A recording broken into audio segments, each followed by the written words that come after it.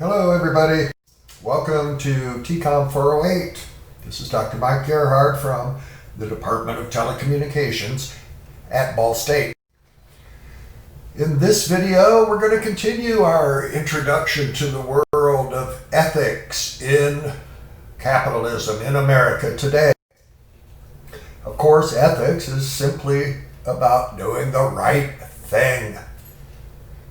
So, let's talk about how companies should look at this issue of doing the right thing.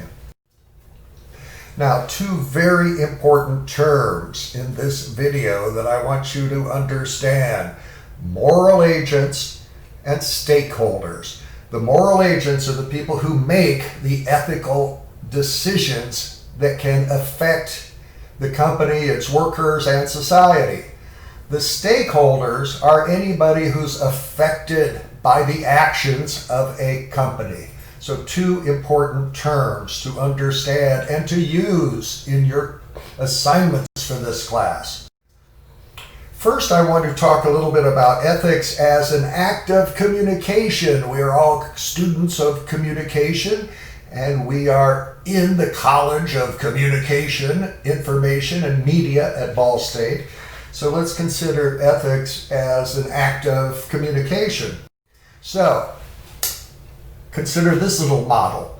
A moral agent, a communicator, with a particular motive, commits an act, verbal, nonverbal, creates a message within a specific context, directed at a particular individual or audience, usually with some consequence. It's an interesting way to look at ethics as a form of communication. Moral agents. Now, later in the class, you'll be doing a case study for your classroom presentation. And in that case study, I want you to play the role of the moral agents. The moral agents are the ones who actually make the ethical decisions and judgments. And this is whether they're acting on their own volition or as a representative of some company or institution. The moral agents make the ethical decisions. And they should be held responsible and accountable. They are credited or blamed for their decisions and their behavior. The moral agents carry a lot of obligations, duties, responsibilities. They have a lot of loyalties to many different people. They carry great burdens. Now, we need to make a very, very important difference here between the shareholders and the stakeholders. Two important concepts. And really, there's some indication that we're moving from shareholder capitalism to something we can call stakeholder capitalism. Now, the shareholders, this is the traditional concern of a company, to please the shareholders, to make a profit.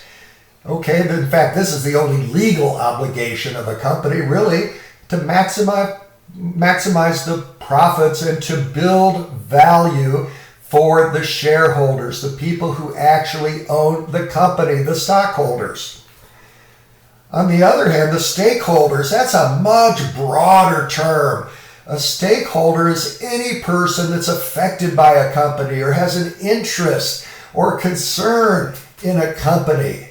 So these are very important concepts, because think, who should a business leader give top priority to? The shareholders, or should he or she consider all of the stakeholders?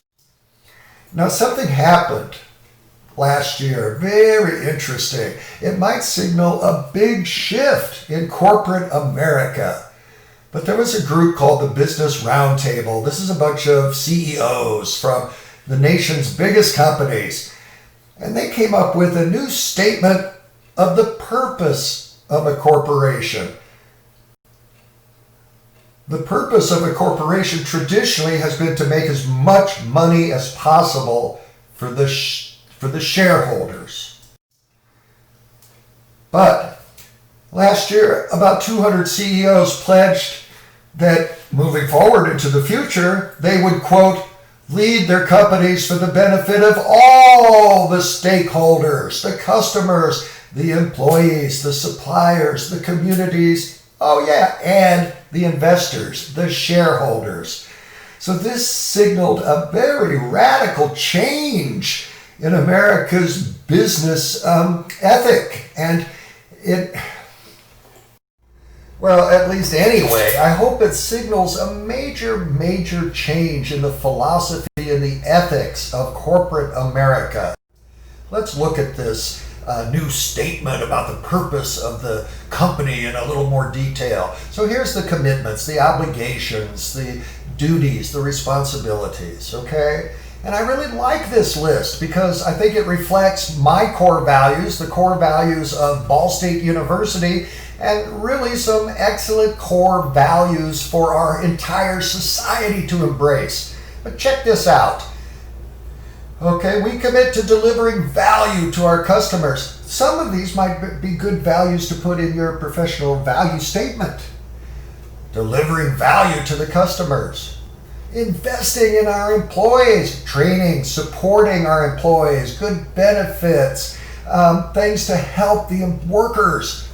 Fostering diversity and inclusion. That's an excellent goal, especially in the workplace.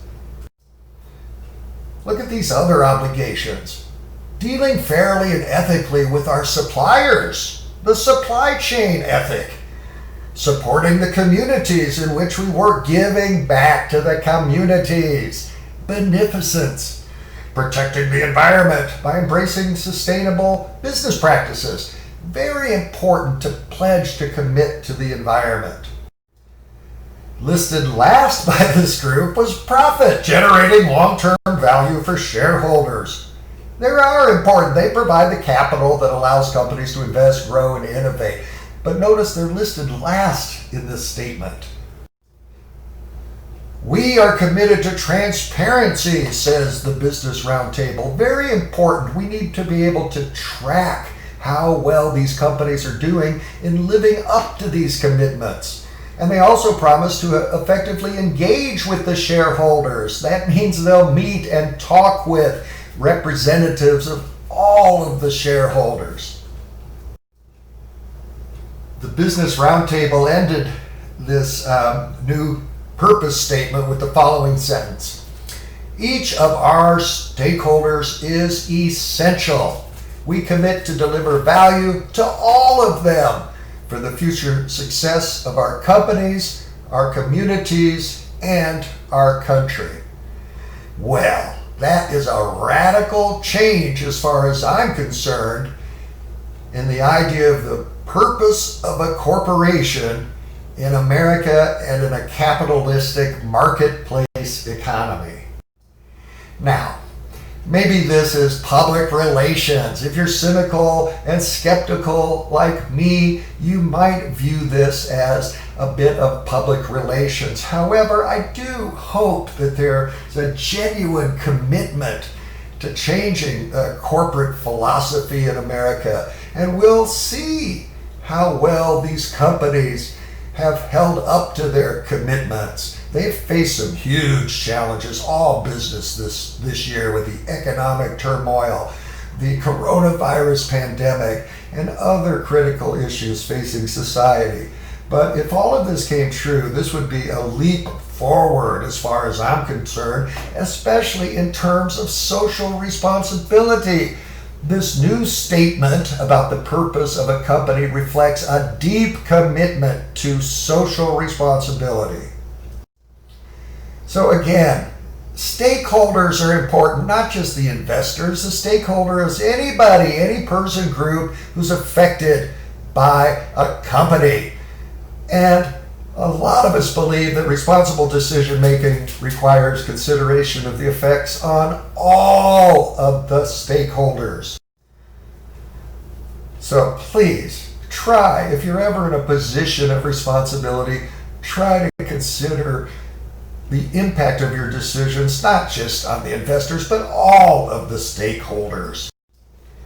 Now, Another way to look at the stakeholders is maybe to think about your obligations and duties to different groups. I've identified some here. My list is a little bit different from the Business Roundtable here in terms of the stakeholders. So this might be the part of this video where you might want to jot some things down, because as you work through your assignments for this course, I really expect you to consider your obligations in terms of the following framework.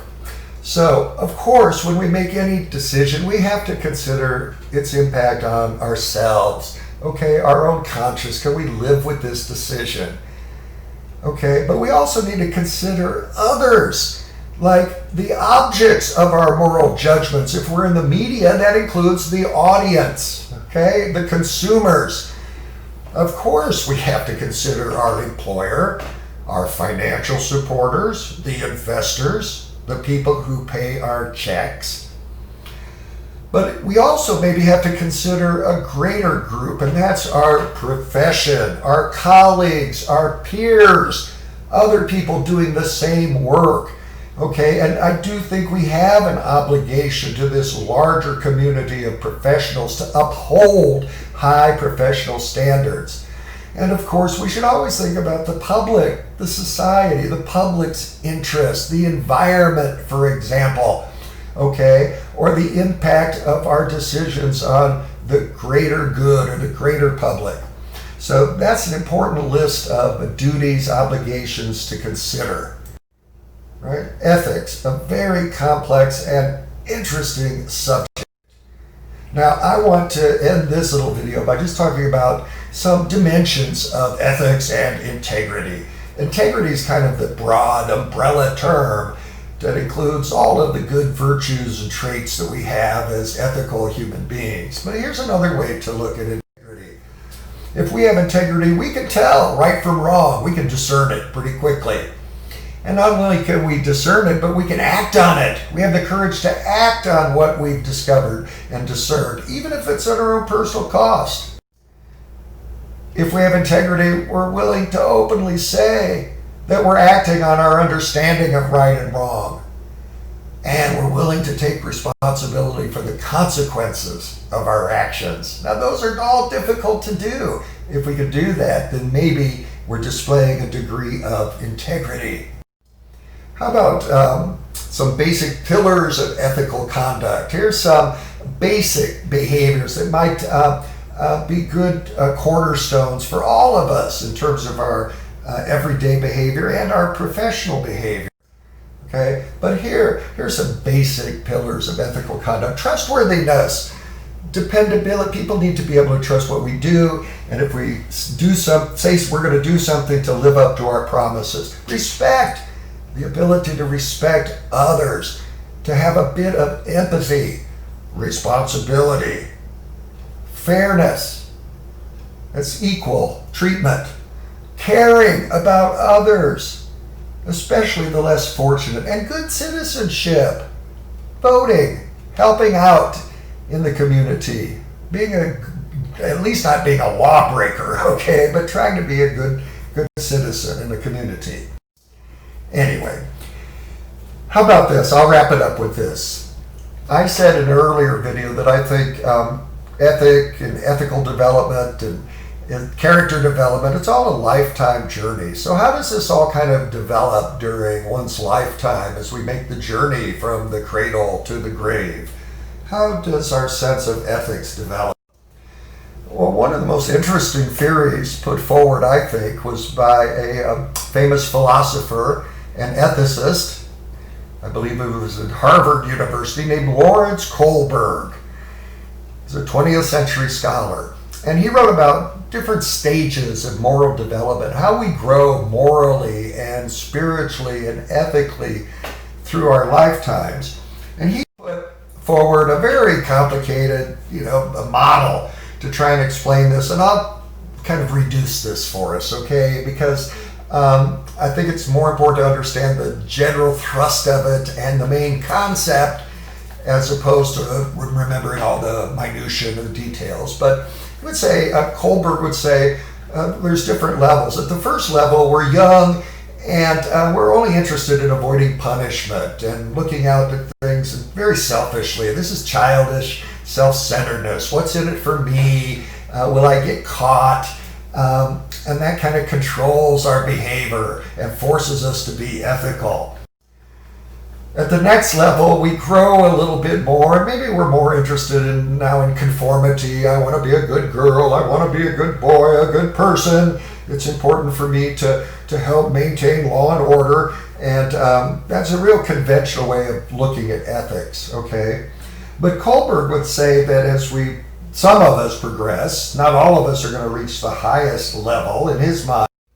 What would be the highest level of ethical development? Well, according to Kohlberg, at the highest levels, we're really starting to dig into some universal principles. We start to have a deep concern with basic human rights, and democratic principles. And we develop a very principled conscience. And the focus here becomes really on what's universal, what applies to all of us, as opposed to what's in it for me.